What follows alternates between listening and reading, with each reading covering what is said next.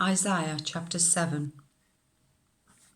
When Ahaz, son of Jotham, the son of Uzziah, was king of Judah, King Rezin of Aram, and Pekah, son of Remaliah, king of Israel, marched up to fight against Jerusalem, but they could not overpower it. Now the house of David was told, Aram has allied itself with Ephraim. So the hearts of Ahaz and his people were shaken, as the trees of the forest are shaken by the wind. Then the Lord said to Isaiah, Go out, you and your son Shear-Jashub, to meet Ahaz at the end of the aqueduct of the upper pool on the road to the launderer's field. Say to him, Be careful, keep calm, and don't be afraid. Do not lose heart because of these two smouldering stubs of firewood, because of the fierce anger of Rezin and Aram, and of the sons of Remaliah. Aram, Ephraim, and Remaliah's sons have plotted your ruin, saying, Let us invade Judah, let us tear it apart and divide it among ourselves, and make the son of Tabeel king over it. Yet this is what the sovereign Lord says. It will not take place, it will not happen. For the head of Aram is Damascus, and the head of Damascus is only Rezin.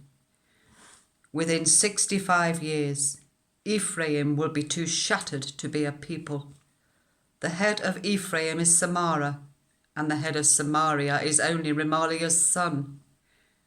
If you do not stand firm in your faith, you will not stand at all.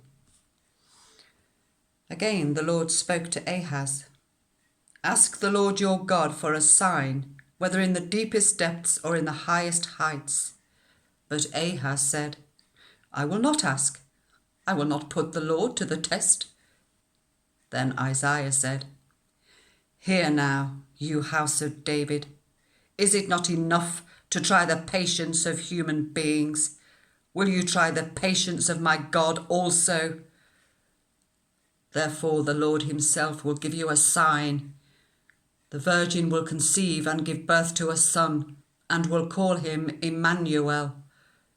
He will be eating curds and honey when he knows enough to reject the wrong and choose the right.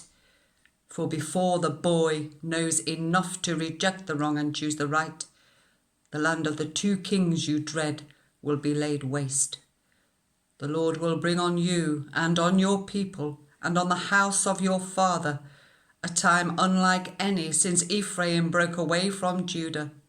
He will bring the king of Assyria. In that day the Lord will whistle for flies from the Nile delta in Egypt and for bees from the land of Assyria. They will all come and settle in the steep ravines and in the crevices in the rocks, on all the thorn bushes and at all the waterholes. In that day the Lord will use a razor hired from beyond the river Euphrates, the king of Assyria, to shave your head and the hair of your legs, and to take off your beards also.